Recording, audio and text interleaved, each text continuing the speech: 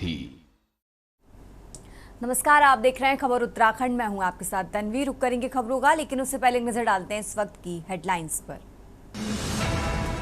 कांवड़ यात्रा में होटल ढाबों पर नाम लिखने पर सियासत तेज। सीएम धामी बोले, थूक जिहाद की घटनाओं के बाद लिया फैसला। यमुनोत्री मार्ग चौथे दिन भी नहीं खुला। फंसे 250 से ज्यादा यात्रियों को निकाला। 7 लोगों की तलाश जारी।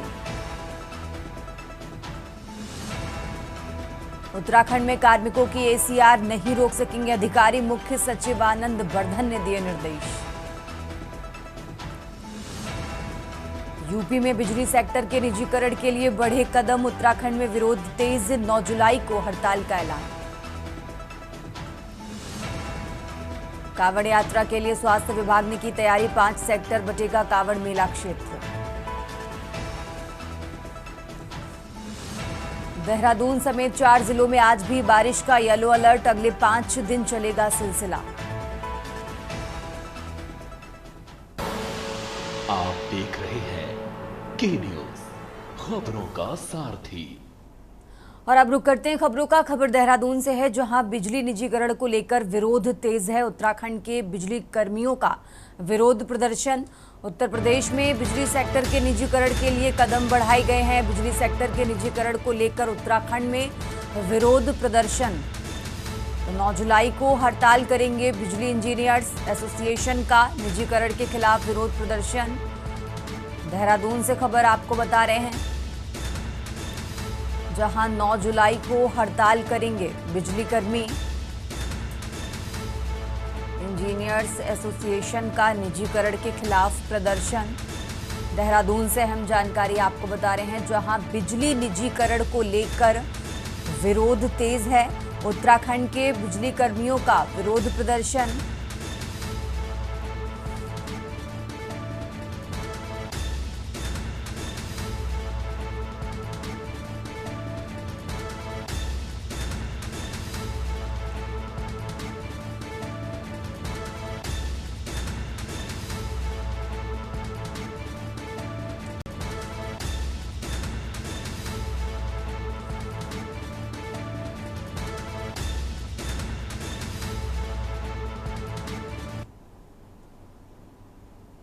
और अब खबर उत्तराखंड से है, जहां कांवड़ यात्रा के दौरान एफडीए आयुक्त डॉक्टर आर राजेश कुमार ने खाद्य पदार्थों में मिलावट को रोकने के लिए सघन अभियान शुरू किया।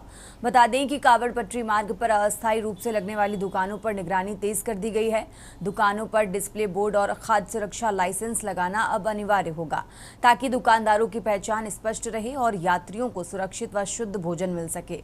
कांवड़ यात्रियों ने इस फैसले का खुले दिल से स्वागत किया और कहा, यह कदम स्वास्थ्य सुरक्षा को बढ़ाएगा और यात्रा की विश्वसनीयता को भी मजबूत करेगा।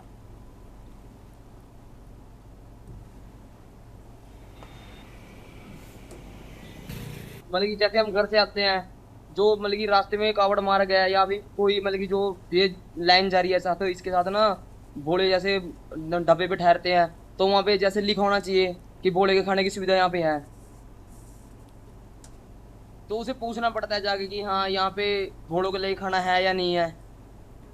तो सरकार का बहुत अच्छा फैसला है कि नाम लिखा होना चाहिए। वो लोग पहले हम देख ही लेते हैं खुद से, अगर मुस्लिमों का हम खुद ही नहीं जाते पहली बात तो। इसमें कांवड़ यात्रा जैसे शुरू हो गई है, इस संबंध में हमें आयुक्त महोदय से निर्देश प्राप्त हुए। उनके निर्देशों के हिसाब से हम या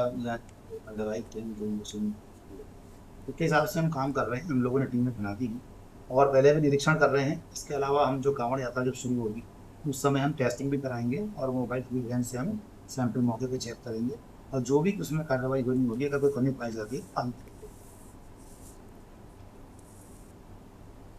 आगे बढ़ते हैं खबरों में। देहरादून के करजन रोड स्थित उत्तराखंड वन विकास निगम कार्यालय के सामने सड़क अचानक धंस गई, जिससे लगभग 15 फीट गहरा गड्ढा बन गया।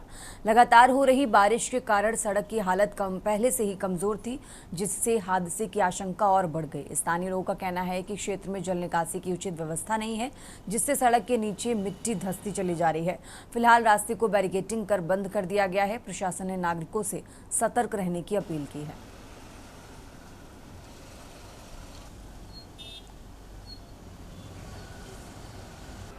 मैं इस वक्त मौजूद हूं देहरादून के करजन रोड पर, जहां पर एक अचानक सड़क के बीच 10 फुट का गड्ढा हो गया है। मैं अपने कैमरामैन से कहूँगा वो दिखाए कि गड्ढा किस तरीके से हुआ, किस वजह से हुआ है। ये अभी इसकी जानकारी नहीं मिल पाई है। यहाँ पर जन संस्थान के भी अधिकारी आए थे और CPWD के भी अधिकारी वो देख करके चले गए हैं, लेकिन अभी तक कुछ उनका जवाब निकल करके सामने नहीं आया किस वजह से ये गड्ढा हुआ है। यहाँ पे नीचे देखा जा रहा है कि पानी भी रिस रहा है। कहीं ये कारण एक हो सकता है कि जो पाइपलाइन हो नीचे, वो पाइपलाइन की वजह से इसमें पानी भर गया। वो पानी भरने की वजह से ज़मीन धंस गई, सड़क ये बैठ गई है बिल्कुल।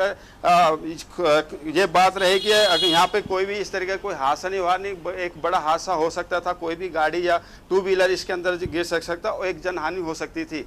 मैं ये जो CPWD और ये जन संस्थान के द्वारा काम किए गए हैं, लगता है कि कहीं ये काम बराबर प्रॉपर नहीं किए गए हैं। कहीं ना कहीं इसमें कमी कुछ छुटी है, कहीं पाइपलाइन लीक हुई है या कुछ हुआ है। इसको अब ये देखने वाली बात होगी क्या इस तरीके के गड्ढे शहर में और कहीं भी हो सकते हैं। अचानक से कहीं भी सड़क धंस सकती है। ये सड़क धंसने का कारण क्या होगा, ये तो जो इससे संबंधित विभाग के अधिकारी ही बताएंगे। मैं शिवनारायण अपने सहयोगी शुभम चौहान के साथ के न्यूज इंडिया देहरादून।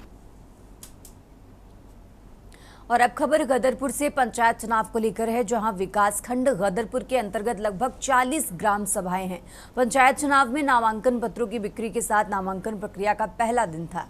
चुनाव पंचायत को लेकर प्रत्याशियों में भारी उत्साह देखने को मिला। प्रत्याशी अपने समर्थकों के साथ भारी संख्या में नामांकन प्रक्रिया में भाग ले रहे हैं। इस मुद्दे पर निर्वाचन अधिकारी शैलेंद्र सिंह ने कहा कि त्रिस्तरीय पंचायत चुनाव में अब तक लगभग 985 पत्रों की बिक्री हुई है। कई लोगों ने अपना नामांकन कराया। 5 जुलाई तक नामांकन प्रक्रिया चलेगी। इस दौरान उन्होंने कहा कि इस चुनाव में आचार संहिता का कड़ाई से पालन कराया जाएगा। किसी भी सूरत पर आचार संहिता का उल्लंघन करने पर कड़ी से कड़ी कार्रवाई की जाएगी।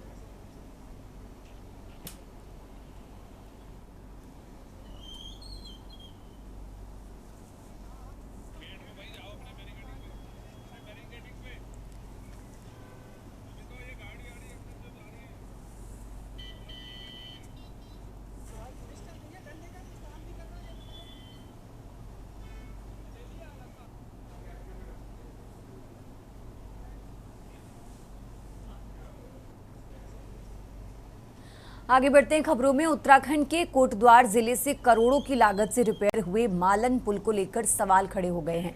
मालन पुल रिपेयर के उद्घाटन को अभी 1 माह का समय भी हुआ था। इसकी स्लैब के बीच गैप आ गया है। पुल के पिलरों के ऊपर 13 स्लैब रखी हुई हैं, जिसमें एक स्लैब का वजन करीब 800 टन है। इसके बीच में अब स्लैब के बीच में रबड़ लगाई जा रही है। उधर लोक निर्माण विभाग ने पुल को पूरी तरह सुरक्षित बताया है और भ्रामक खबर फैलाने वालों के खिलाफ अब कानूनी कार्रवाई की बात कही है।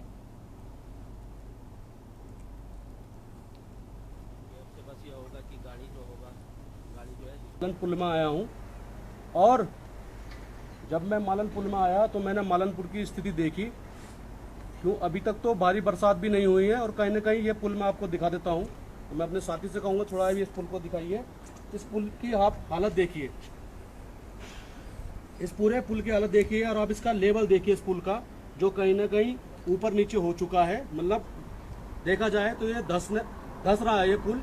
ये कहीं ना कहीं सरकार की, मैं इसमें गैप भी दिखाता हूँ। आप अपने साथी से कहूँगा जरा एक बार ये पुल का पूरा गैप दिखा दीजिए आप। इतने किस प्रकार का गैप आ रहा है ये देखिए आप। कोई भी समस्या मालन पुल पे नहीं है।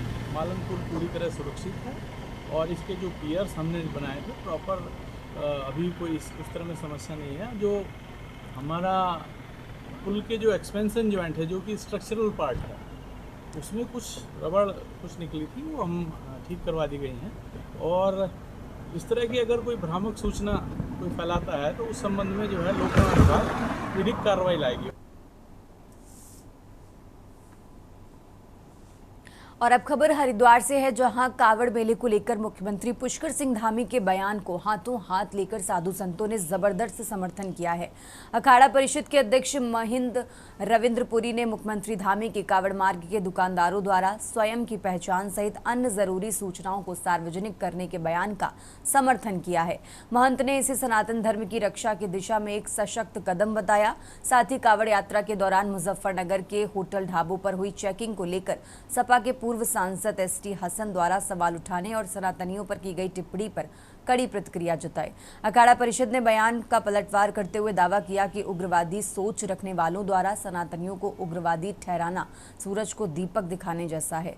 आरोप लगाया कि अखिलेश यादव खुद सनातनी होने के बावजूद जातिवादी सहित भ्रम फैलाने का कोई मौका नहीं छोड़ते हैं।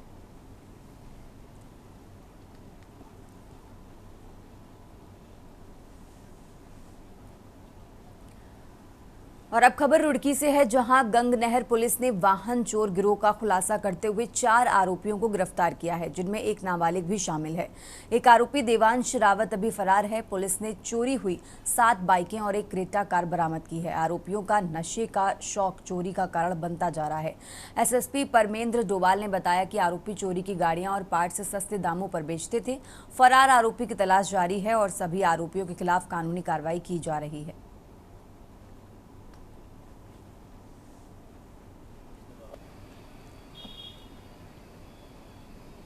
आज थाना गंगनहर कोतवाली पुलिस के द्वारा इंस्पेक्टर कोतवाली थाना गंगनहर के नेतृत्व में एक अच्छी कार्रवाई करते हुए 3 अलग अलग घटनाओं में 2 बड़े जो 4 पहिया वाहन है, इसमें एक क्रेटा और सेलेरियो है, और 7 मोटरसाइकिलें अभी आज बरामद की गई हैं, जिसमें सभी गाड़ियां या तो थाना गंगनहर से चोरी है या इसके आसपास थानों से। इसमें अन्य जो अभी पकड़े गए हैं, अभी तक 4 अभी हम लोगों ने पकड़े हैं, इसमें एक विधि विवादित किशोर भी है।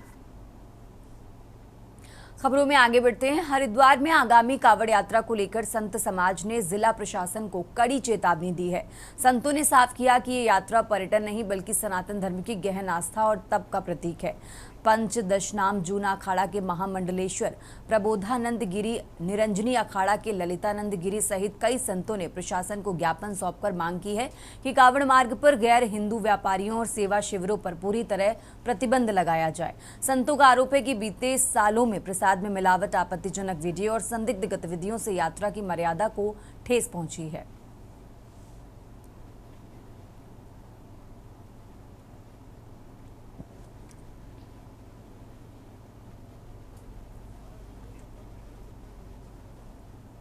और अब खबर हल्द्वानी से है, जहां चोरी की वारदातों को अंजाम देने वाले लिफाफा गैंग 5 छात्रों को गिरफ्तार करने में पुलिस को सफलता मिली है। एसएसपी प्रहलाद नारायण मीणा ने जानकारी देते हुए बताया कि हल्द्वानी व लालकुआ कोतवालियों की पुलिस लगातार अपराधियों को पकड़ने की कोशिशों में जुटी हुई है। पुलिस अधिकारी के मुताबिक शाहजहांपुर निवासी पकड़े गए आरोपी रोडवेज व रेलवे स्टेशनों के आसपास रहकर शिकार फंसाते थे। शिकार फंसने पर बहाने से उसका कैश और जेवर लिफाफे में रखवाकर बाद में बदलकर वैसा ही दूसरा लिफाफा पकड़ाकर स्वयं 9-2-11 हो जाते थे। ऐसी शिकायत मिलने पर पुलिस ने बदमाशों को गिरफ्तार करने के लिए जाल बिछा रखा था, जिससे 3 आरोपियों को दबोचने में पुलिस को सफलता मिली है।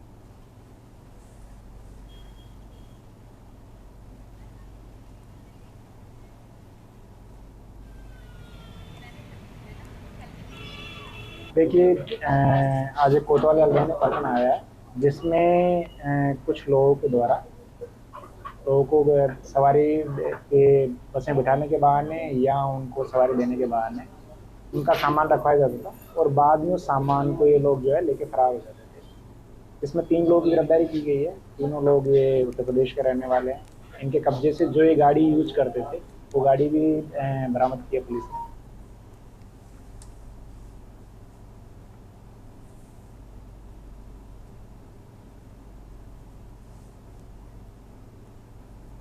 और अब खबर उधम सिंह नगर जिले के खटीमा से है, जहां वन विभाग पेड़ लगाओ पेड़ बचाओ अभियान के तहत पौधारोपण को बढ़ावा दे रहा है।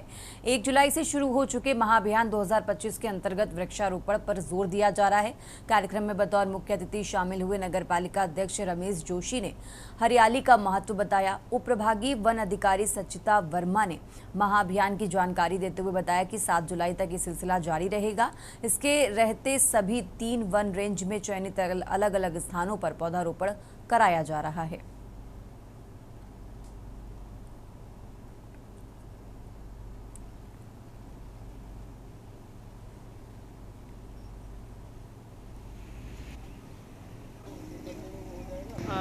दिनांक 1 तारीख से 7 तारीख तक वन विभाग के द्वारा हमारे पूरे क्षेत्र में वन महोत्सव कार्यक्रम चलाया जा रहा है और हमारी जो तीनों रेंज हैं उसके विभिन्न क्षेत्रों में वृक्षारोपण अभियान हमारे द्वारा चलाया जा रहा है और उसके साथ साथ साफ सफाई स्वच्छता कार्यक्रम भी हमारे यहाँ आयोजित किए जा रहे हैं। आगामी हरेला कार्यक्रम और उसके बाद भी ये हमारा जो वृक्षारोपण प्रोग्राम भी जारी रहेगा। आज के हमारे इस कार्यक्रम के मुख्य अतिथि हमारे आदरणीय चेयरमैन साहब खटीमा यहाँ पर रहे और उनके साथ साथ पुलिस और प्रशासन से भी हमको यहाँ पर सहयोग मिला। तो आज कल से हमने इस वृक्षारोपण कार्यक्रम की शुरुआत करी है, तो आगामी पूरे महीने भर ये वृक्षारोपण कार्यक्रम इसी प्रकार चलते रहेगा। और अभी हमारे पर काफ़ी अभी हमारा जो लक्ष्य है लगभग यहाँ पर 20,000 पौधे लगाने का है पूरे क्षेत्र में, तो ये लक्ष्य हम जल्दी प्राप्त करेंगे। और अब खबर देहरादून से है, जहां ड्रग मैन्युफैक्चरर्स एसोसिएशन ने प्रेस क्लब में आयोजित प्रेस वार्ता में दावा किया कि उत्तराखंड तेजी से फार्मा हब के रूप में उभर रहा है।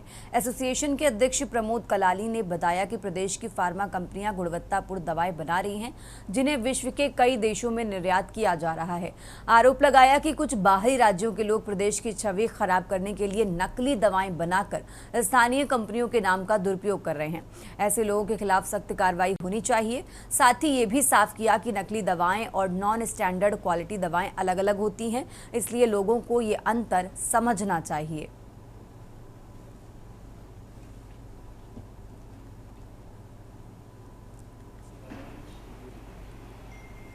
सिलाकुई में मैक्सिमम 55 फैक्ट्रीज हैं। One of the best factories India में सिलाकुई में है। 55 फैक्ट्री में से पहले 4 साल में ही 2007 तक की सारी फैक्ट्रियाँ WHO GMP करा चुके थे हम। ये सारी जो चक्कर जो आ रहा है, ये कुछ फैक्ट्रियाँ गंदगी करके 1-2 फैक्ट्री के चक्कर में ये गंदगी आती है। सिलाकुई में वो वही, और मेन बार वाली यूनिट का नाम सिलाकुई का आया। एक जैसे कूपर फार्मा का जो हमने क्लियर किया, नाम कूपर फार्मा का और सिलाकुई का लिखा हुआ है, और वो कंपनी आगरा में माल बना रही है, हमारे नाम से बना रही है। बिहार में था एक, आगरा में दूसरी थी, वो बिहार में माल बना रही है। खबरों में आगे बढ़ते हैं। हरिद्वार के शाहपुर शीतलाखेड़ा में सरकारी परिवार कल्याण उपकेंद्र को बिना अनुमति तोड़ने के मामले में प्रशासन ने कड़ी कार्रवाई की है। मुख्य विकास अधिकारी आकांक्षा कोंडे के निर्देश पर पुलिस ने थाना पथरी में FIR दर्ज कर जांच शुरू कर दी है। प्रशासन ने स्पष्ट किया कि सरकारी संपत्ति को नुकसान पहुंचाने वालों के खिलाफ ढिलाई नहीं बरती जाएगी। दोषियों की पहचान कर उनके खिलाफ सख्त कानूनी कार्रवाई की जाएगी। अब जिले में सरकारी भवनों को नुकसान पहुंचाना आसान नहीं होगा और नियम तोड़ने वालों को बख्शा नहीं जाएगा।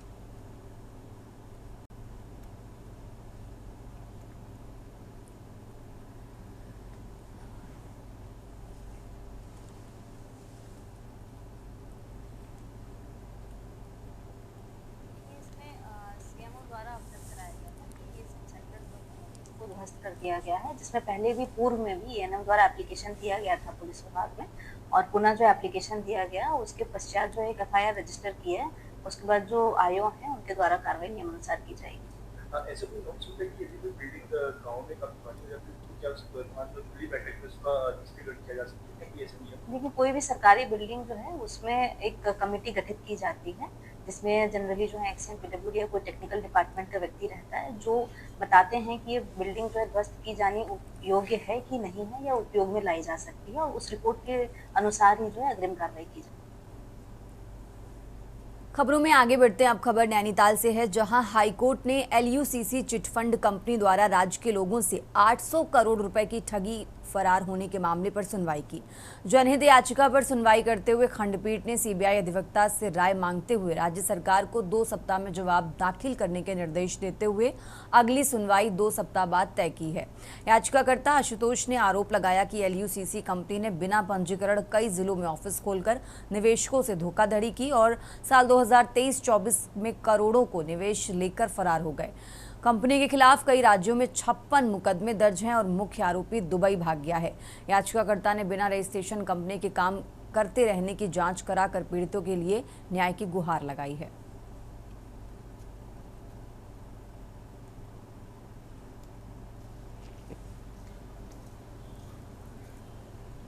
एक PIL दाखिल करके, जो LUCC नामक एक सोसाइटी जिसने उत्तराखंड में लगभग, अब मुझे कहना चाहिए 800 करोड़ से ऊपर का घोटाला हो चुका है, जिसे कहना चाहिए, वो पैसा लेके जो है, और यहाँ के जो निवेशक थे जिनको उन्होंने एजेंट भी बनाया, उन लोगों के भी साथ फ्रॉड करके वो जा चुके हैं। और ये आज माननीय न्यायालय द्वारा जो आईओ थे, कंसर्न आईओ थे, उनको बुलाया था और माननीय न्यायालय के समक्ष जो आईओ द्वारा ये कहा गया कि जो मेन मुलजिम है समीर अग्रवाल, वो यहाँ दुबई जा चुके हैं और दुबई के बाद भी वो सेंट क्रिस्टोफर और क्या है नेविस, जमैकन आयरलैंड है, वहाँ पर हैं वो।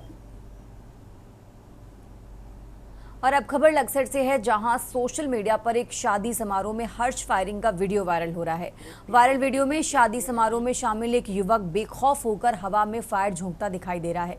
जानकार वीडियो को कुछ दिन पहले का बता रहे हैं। वीडियो वायरल का एसएसपी ने संज्ञान लिया है। उन्होंने बताया कि मामले की जांच के आदेश दिए जा चुके हैं। हर्ष फायरिंग करने वाले युवक को चिन्हित किया जा रहा है। गिरफ्तारी के बाद आरोपी को दंडित कराने को लेकर कार्रवाई की जाएगी।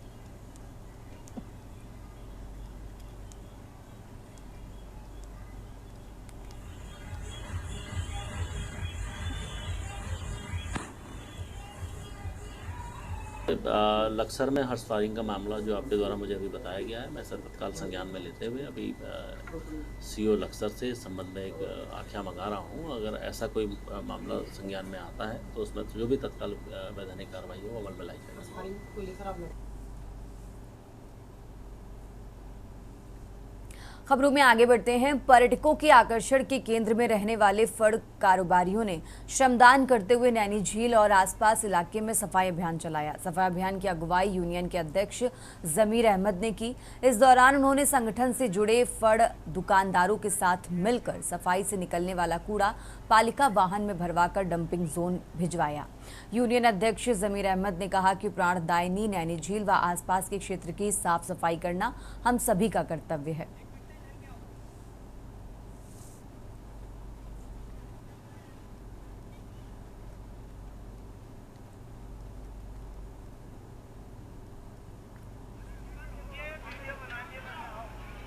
है देखिए, हर नागरिक को जो नैनीताल को चाहने वाला है उसको चाहिए। झील है तो हमें आने वाले बच्चों के लिए झील साफा होगी तो वो भी भविष्य उनका अच्छा होगा। हम ये चाहते हैं कि हर नागरिक को ये झील की सफाई करना चाहिए। हमने ये अभियान चलाया है, ये हमारा 2-3 महीने चलेगा। हर बुधवार को हम ये सफाई अभियान चलाएंगे। हम रेडी पटरी हॉकर्स एसोसिएशन का अध्यक्ष भी हूँ। ये तमाम रेडी पटरी वालों ने एक निर्णय लिया कि हम लोग झील की सफाई करेंगे, तो इससे जो है आम जनता को भी सहयोग मिलेगा। और हम चाहते हैं हम संदेश देना